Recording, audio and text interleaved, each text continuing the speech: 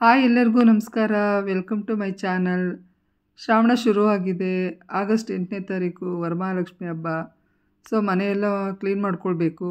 So ಹಾಗಾಗಿ ನಾನು ಕೂಡ ಭಾನುವಾರ ಎಲ್ಲ ಫುಲ್ಲು ಮನೆಯೆಲ್ಲ ಸ್ವಚ್ಛ ಮಾಡೋಣ ಅಂತ ಜಾಡೆಲ್ಲ ತೆಗೆದು ಕಿಚನೆಲ್ಲ ಸ್ವಲ್ಪ ಕ್ಲೀನ್ ಮಾಡಿಕೊಂಡೆ.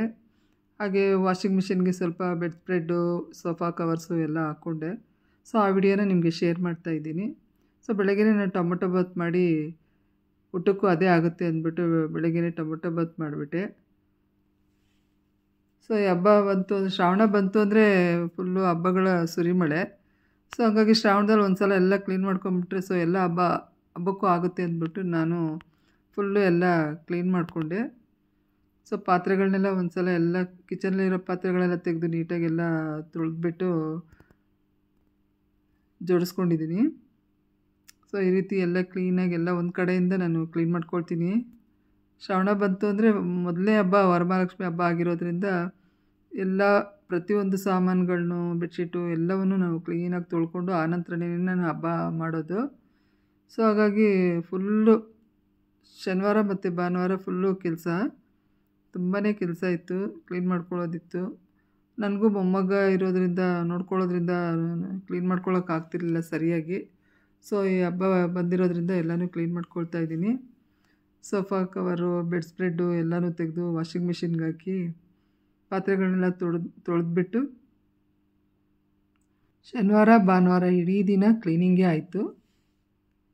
ಸೊ ಎಲ್ಲ ಮನೇಲಿ ಏನೇನಿದೆಯೋ ಅದನ್ನೆಲ್ಲ ಕ್ಲೀನಾಗಿ ಒಂದು ಸಲ ಕ್ಲೀನ್ ಮಾಡ್ಕೊಂಬಿಡ್ತೀವಿ ನಾವು ಹಬ್ಬ ಬಂದರೆ, ಶ್ರಾವಣ ಬಂತು ಅಂದರೆ ನಂತರನೇ ನಾವು ಹಬ್ಬ ಮಾಡೋದು. ಸೊ ಇದು ನನಗೆ ಮೊದಲಿಂದಲೂ ಇದೇ ಅಭ್ಯಾಸ. ಸೊ ನಾನು ಬೆಡ್ ಸ್ಪ್ರೆಡ್ಡು, ಸೋಫಾ ಕವರು ಎಲ್ಲನೂ ವಾಷಿಂಗ್ ಮಿಷಿನ್ಗೆ ಹಾಕಿ ಅದನ್ನೆಲ್ಲ ವಾಶ್ ಮಾಡಿಕೊಂಡು ನಂತರ ಪಾತ್ರೆಗಳನ್ನೆಲ್ಲ ತೊಳೆದು ಪ್ರಾವಿಷನ್ಸ್ ಇರೋವಂಥ ಡಬ್ಬಗಳನ್ನೆಲ್ಲ ಕ್ಲೀನಾಗಿ ತೊಳೆದು ಎಲ್ಲ ಜೋಡಿಸ್ಕೊಳ್ಳೋದಕ್ಕೆ ಸಾಯಂಕಾಲ ಆಗಿತ್ತು. ತುಂಬಾ ಕೆಲಸ ಆಗಿತ್ತು. ಮಧ್ಯಾಹ್ನ ಏನೂ ಅಡುಗೆ ಮಾಡೋದಿರಲಿಲ್ಲ, ಮಗಳು ಕೂಡ ಬಂದಿರಲಿಲ್ಲ. ಹಾಗಾಗಿ ನಾನು ನಮ್ಮ ಮನೆಯವರಿಬ್ಬರೇ ಇದ್ದರು. ಸೊ ಹಾಗಾಗಿ ನಾನು ಎಲ್ಲನೂ ಕ್ಲೀನ್ ಮಾಡಿಕೊಂಡೆ.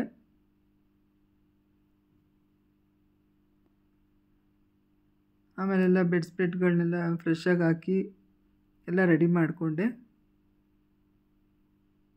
ಸುಮಾರು ಒಂದು 80% ಅಷ್ಟು ಕೆಲಸ ಆಗಿದೆ. ಈಗ ಇನ್ನು ಸ್ವಲ್ಪ ದೇವ್ರ ಸಾಮಾನೊಂದು ತೊಳಿಬೇಕು. ಸೊ ಶೋಕೇಸ್ ಕೂಡ ಇದನ್ನೆಲ್ಲ ಧೂಳು ತೆಗೆದ್ಬಿಟ್ಟು ಅದನ್ನು ಎಲ್ಲ ಜೋಡಿಸಿಟ್ಕೊಂಡೆ. ಸೊ ಒಂದು ಸಲ ಹಬ್ಬ ಬಂತು ಅಂದರೆ ನಾವು ಇದು ತೊಳೆದಿಟ್ಕೊಂಬಿಟ್ರೆ ನಮಗೆ ಆಮೇಲೆ ಇನ್ನು ನಾವು 6 ತಿಂಗಳಿಗೋ ನೆಕ್ಸ್ಟ್ ಯುಗಾದಿಗೆ ನಾವು ಕ್ಲೀನ್ ಮಾಡ್ಕೊಳ್ಳೋದು. ಸುಮ್ಮನೆ ಮೇಲ್ಮೇಲೆ ಧೂಳೆಲ್ಲ ತೆಕ್ಕೊಳ್ತೀವಿ ಅಷ್ಟೇ, ಡೀಪ್ ಕ್ಲೀನಿಂಗ್ ಮಾಡೋದಿಲ್ಲ. ಸೊ ಹಾಗಾಗಿ ನಾನು ಶೋಕೇಸಲ್ಲಿರೋದನ್ನೆಲ್ಲ ತೆಗೆದು ಕ್ಲೀನಾಗೆಲ್ಲ ಧೂಳು ತೆಗೆದು ಹಿತ್ತಾಳೆ ಪಾತ್ರೆಗಳೆಲ್ಲ ಇದು ದೀಪ ಅದನ್ನೆಲ್ಲ ಕ್ಲೀನಾಗೆಲ್ಲ ಲೆಮನ್ ಸಾಲ್ಟಲ್ಲಿ ತೊಳ್ಕೊಂಡು ಜೋಡಿಸ್ಕೊಂಡಿದ್ದೀನಿ.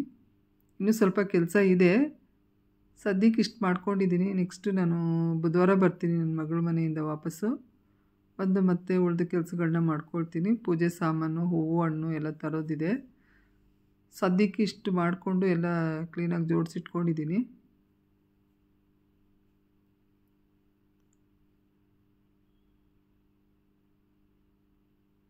ಸೊ ಈ ಹಬ್ಬನ ಎಲ್ಲರೂ ಸಡಗರ ಸಂಭ್ರಮದಿಂದ ಆಚರಿಸ್ತಾರೆ.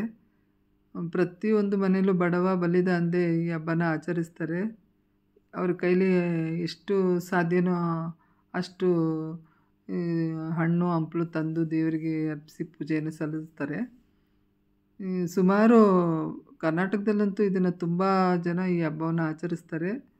ಈಗಂತೂ ಎಲ್ಲ ಮನೆಗಳಲ್ಲೂ ಯಾರನ್ನೇ ಕೇಳಿ ಕ್ಲೀನಿಂಗ್ ನಡೀತಾ ಇದೆ ಅಂತಲೇ ಹೇಳ್ತಾರೆ. ಸೊ ಹಾಗಾಗಿ ನಾನು ದೇವ್ರ ಮನೆಯಲ್ಲೆಲ್ಲ ಮತ್ತೆ ಎಲ್ಲ ದೇವ್ರ ಮನೆಯಲ್ಲಿರೋ ಸಾಮಾನುಗಳನ್ನೆಲ್ಲ ತೆಗೆದು, ದೇವ್ರ ಮನೆಯಲ್ಲಿ ತುಂಬ ಸಾಮಾನಿತ್ತು.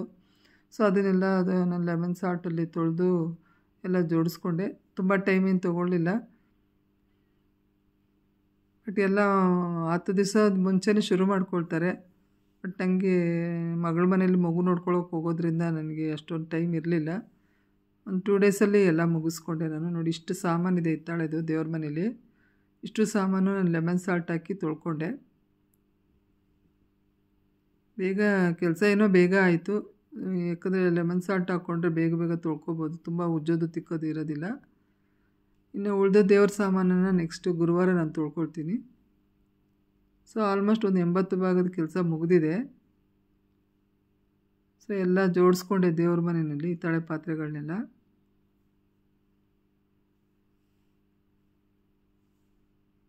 ಸೊ ನಿಮಗೇನು ಈ ವಿಡಿಯೋ ಇಷ್ಟ ಆಯಿತು ಅಂದರೆ ಒಂದು ಲೈಕ್ ಮಾಡಿ, ಶೇರ್ ಮಾಡಿ. ನೀವು ಯಾವ ರೀತಿ ಹಬ್ಬವನ್ನು ಆಚರಿಸ್ತೀರ ಅನ್ನೋದನ್ನು ಕಮೆಂಟ್ ಮಾಡಿ. Thank you.